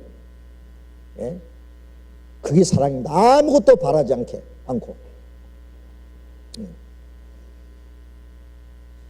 자기 생명을 미워하는 자는 영생하도록 보존하라. 미워한다는 말은 자기 희생을 말하는 겁니다. 자기를 버리는 걸 말합니다. 로마서 8장 12절에 우리가 빚진 자로 돼 육신에게 져서 육신대로 살 것이 아니라 육신대로 살면 반드시 죽을 것이로되 영으로 육의 행실을 죽이면 살리라. 우리가 빚진 자는 빚진 자인데, 빚진 자는 빚 달라고 자꾸 독촉하죠. 빗 조르듯이 조른다는 말이 있잖아요. 우리가 빚진 자인데 육신적으로 물질적으로 빚진 자를 말하는 게 아니라, 예? 거물에게 두 딸이 있어 다고다고 하느니라. 자문에 그런 말씀이 있는데 육신적으로 자꾸 뭘 요구하는 거예요. 더 좋은 거 입혀달라, 저 좋은 거 먹여달라, 저 좋은 거 보여달라, 더 즐겁게 해달라. 자꾸 졸라대죠. 그럼 육신이 좋아하는 걸 다 하다 보면 어떻게 돼요? 예? 육신에게 져서 육신대로, 예? 육신에 빚진 거 갚으려고 육신 요구를 따라 살다가는 반드시 죽을 것이다. 뭐 죽느냐? 그 죽은 생활입니다. 자기 육신이 편리한 대로 육신만 위해서 사는 사람은 하나님 보실 때 그 죽은 자의 생활입니다. 구원받지 않은 사람도 그렇게는 살아요. 이제 하나님의 생명을 받은 사람은 다른 사람을 위해서 죽을 자격이 있는 사람이에요. 예? 그로 말미암아 영원한 것을 얻을 수 있는 권리가 있는 사람이에요. 예. 영으로서 육의 행실을 죽이며 살리라. 예. 영원한 것으로 얻는다는 말씀입니다. 우리가 우리 자신을 희생하고, 예? 자기 자신을 버릴 때 그것을 통해서, 예? 영광스러운 하나님의 생명의 역사에, 예? 구원의 역사에 우리가 함께 참여할 수 있다 그 말이에요. 예? 하나님의 복음이 전해지고 많은 영혼이 구원받는 이 하나님의 역사, 예? 많은 영혼이 구원받아야 하나님께 영광이 되잖아요. 그 하나님이 복음이 전해지고 구원받는 이 하나님의 역사가, 그게 우리가 참여해야 됩니다. 참여하려면 어떻게 해요? 네? 내 개인이 시간을 투자하고 물질을 투자하고 내 모든 것을 그걸 위해서 투자해야 돼요. 사람들은 가장 귀중하다는 것을 위해서 자기를 희생하도록 되어 있습니다. 그렇지 않습니까? 네? 나는 이것을 위해서 살다가 죽어도 좋다, 그런 확실한 그 목적의식이 있으면은 그것을 위해서 내 모든 것을 다 초점을 거기다 맞춰요. 모든 것을 시간이고 물질이고 내 모든 수고고 희생이고 딱 그걸 위해서. 나 이거 위해서 살려 죽어도 좋으니까. 그런데 그게 뭐예요 도대체? 예? 어떤 사람은 자기 사업을 위해서입니다. 예? 어떤 사람은 자기 명예를 위해서, 부귀 영광을 위해서, 예? 자기가 유명이 되기 위해서. 그런 것은 한 푼의 가치도 없다는 걸 우리가 압니다. 아무것도 아닙니다. 잠시 후에 꺼져버립니다. 예? 안개처럼 살아버릴 겁니다. 우리는 영원하고 영광스러운, 예? 영원히 없어지지 않는 것을 얻기 위해서 합니다. 그것은 주님의 복음을 위해서, 하나님의 영광을 위해서, 주님의 교회와 주님의 복음과 하나님의 영광을 위해서 하는 것은 영원히 있을 것입니다. 그래서 너희 수고가 주 안에서 헛되지 않을 줄 압니다. 주님이 오시는 날 영원하고 영광스러운 것으로 주님이 갚아주세요. 우리가 그 일을 위해서, 예? 이 땅에 있습니다. 그리스도인들이 이 땅에 살아 있습니다. 그 하나님의 역사를 위해서 우리가 주님의 교회 안에 있습니다. 복음은 목사 혼자 전하는 게 아니에요. 전도사가 전하는 게 아니에요. 어떤 특별한 사람으로 말미암아 되는 게 아니에요. 그 사람들이 열심히 전도하고 나머지 사람들은 그냥 구경만 하고 있으면 됩니까? 아닙니다. 우리 모두가 다 같이 합니다. 어떻게 구원받는 역사가 나타나면 목사 설교 잘해서 구원받는 역사가 나타납니까? 전도사가 열심히 상담해서 구원받는 역사가 나타납니까? 아닙니다. 우리 모두가 같이 합니다. 예? 함께 기도하고 함께 그것을 위해서 마음을 모으고 함께 그것을 위해서 우리 시간과 물질과 모든 것을 투자하지 않으면 어떻게 구원받는 역사가 나타나겠어요? 우리가 하나님의 큰 역사에 참여하기 위해서 우리 자신도 하나님의 밀처럼 죽어야 돼요. 우리 자신을 이 땅에 있는 걸 잃어버릴 때 영원한 것으로 우리가 도로 찾습니다. 예, 육신적인 거, 물질적인 거, 이 세상에 있는 것 별 가치 없는 걸 희생함으로 영광스럽고 가장 귀한 것을 우리가 얻는다 그 말씀입니다. 그런데 그리스도인 중에 어떤 사람은 얼마나 이기적인지 몰라요. 몸은 이 앞에 갖다 앉혀놓고 간증할 때 보면 구원받았다고 아주 간증은 잘하는데 복음을 위해서 아무것도 희생할 마음이 없는 사람이 있어요. 예? 그냥 자기 개인주의, 이기주의, 얼마나 인색한지요. 예. 그런 사람을 통해서는 하나님이 아무 일 안 하실 겁니다. 그 사람은 하나님의 역사에 아무 상관없는 사람이 될 겁니다. 그러면 안 됩니다. 우리 모두는 하나님의 그 큰 역사에 함께 참여해야 됩니다. 예. 현재의 고난은 장차 우리에게 나타날 영광과 좋게 비교할 수 없다. 이 땅에 헛되고 거짓된 것이 다 썩어버리고 불타버리고 없어지고 사라져버릴 때 우리는 영원하고 영광스러운 것을 얻을 겁니다. 하나님이 우리에게 그 영원하고 영광스러운 것으로 다시 채워주실 겁니다. 오늘 여기까지는 배우겠습니다. 기도하겠습니다. 자비로우신 우리 아버지 하나님, 이 세상 많은 사람 가운데도 우리를 먼저 구원해 주시고 주님의 몸된 교회 안에서 하나님의 거룩한 계획과 목적을 위해서 남은 생애를 살아갈 수 있도록 인도해 주시는 주님 감사합니다. 주님이 그 영광을 버리시고 이 땅에 오셔서 하늘의 밀알처럼 죽으심으로 우리에게 그 하나님의 생명을 주셨습니다. 그리고 영원한 소망을 주셨습니다. 이제 하나님의 생명을 먼저 받은 우리들, 이 땅에 사는 동안에 우리 자신도 하늘의 밀처럼 죽어서 많은 열매를 맺기를 원합니다. 우리의 시간도 물질도, 우리에게 주신 재능도 자유도, 우리의 육신의 생명도 모두 주님의 것입니다. 주님의 복음을 위해서, 하나님의 거룩하신 뜻과 영광을 위해서 우리의 나머지 생애를 온전히 주님께 바쳐서 주님 거룩하신 뜻대로 귀중히 쓰임받기를 원합니다. 주님께서 우리 가운데 두루 행하시고 우리 모두를 주님 뜻대로 귀하게 사용해 주시옵소서. 더 많은 영혼들이 구원을 받음으로 하나님께 영광이 되기 원합니다. 더 많은 사람을 살림으로 하나님을 기쁘시게 할 수 있기를 진심으로 원합니다. 주님 다시 오실 날이 너무나 가까운 이 마지막 때에 주님께서 우리 가운데 두루 행하시고 또 우리가 마땅히 해야 될 일이 무엇인지 깨닫게 해 주옵소서. 우리의 나머지 생에 주님 앞에 간 날까지 주님이 온전히 우리를 주장하시고 인도해 주기를 간절히 의지하면서 주 예수님 이름으로 기도드렸습니다. 아멘. 은혜 찬송 213장 같이 하겠습니다.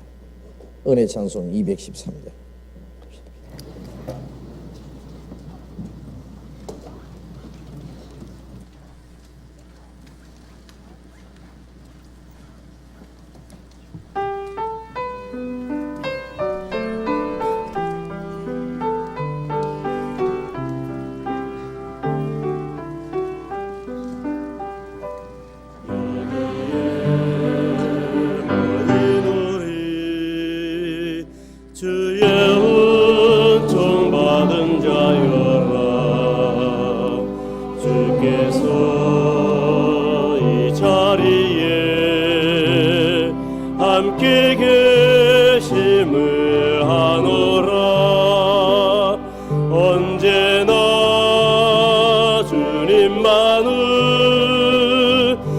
찬양하며 따라가리니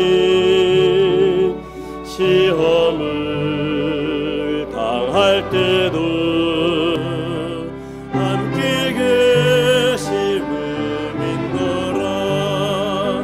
이 믿음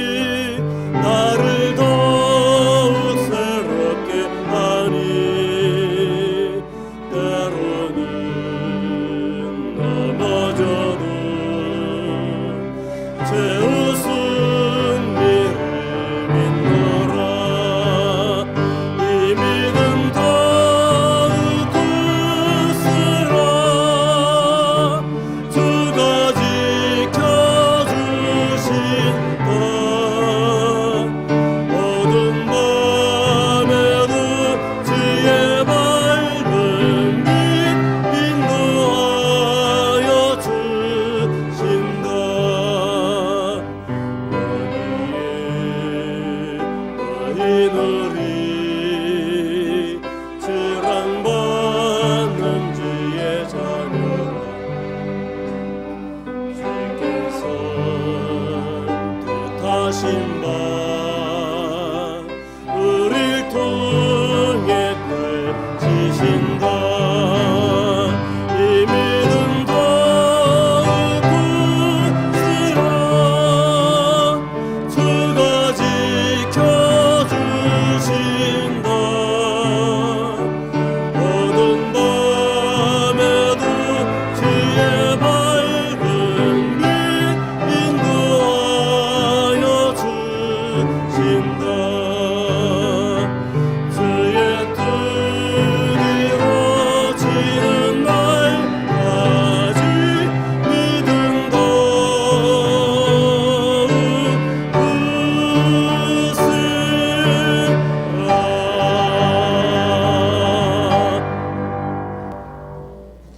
광고 말씀해 주시겠습니다.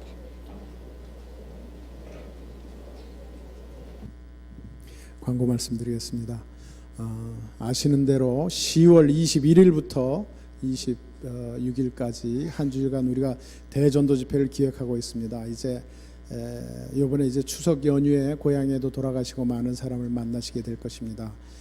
하나님의 은혜를 간증해서 많은 분들이 이번 대전도 집회에 같이 참여할 수 있도록 또 우리 스스로 이 예정을 스케줄을 잘 잡아서 같이 참여할 수 있도록 이렇게 해주시기를 미리미리 기도하시고 예정하시기 바랍니다. 내일은 전체 임원 모임입니다. 구역장님들, 조장님들 또 각 구역 각 교구 총무들 또 우리 청년의 자문위원들 많이 전부 참석해 주시기 부탁드리겠습니다. 9월 28일에는 봉사회 임원 수련회가 있습니다. 미리 예정하셔서 예정에 착오가 없으시도록 이렇게 부탁을 드리겠습니다. 추석 연휴 다음 주일날은 추석 연휴로서 9월 22일에는 아마 셔틀버스가 저쪽 평촌 지하주차장까지 왔다 갔다 하기가 상당히 어려운 것 같습니다. 그렇기 때문에 평촌 지하주차장으로 주차를 동부교구에서 굳이 안 하셔도 되도록 이렇게 예상을 하고 있습니다. 참조해 주시기 바랍니다. 중등부 학부모 간담회 1시 50분에 교육원 404호에서 있습니다. 떡과 음료가 준비되어 있으니까 많이 참석해 주십시오. 수해가 났던 영동교회에서 포도가 와 있습니다. 10kg 한 상자 25,000원, 5kg 한 상자 13,000원. 굉장히 이 질이 퀄리티가 좋다고 이렇게 하니까요. 많이 사용해 주시고요. 충주교회에서 꿀과 한가가 있습니다. 조금 가서 조금만 헌금하시면 꿀도 주고 한과도 주고 그래서 추석을 맞이해서 많이 사주기를 꼭 좀 부탁드립니다. 나가시면서 잘 이용해 주시기 부탁드립니다. 광고 마치겠습니다. 지난번에 수제 의연금 많이 내주셔서 감사합니다. 처음에 560여만 원 나왔고 그 다음에 470여만 원 나왔습니다. 이제 전국에서 좀 모아서 이리 보내라고 했는데 그걸 모아서 적절히 분배해서 전달하도록 지금 준비하고 있습니다. 그렇게 아시기 바랍니다. 대단히 감사합니다. 마치겠습니다. 자료 교체하시기 바랍니다.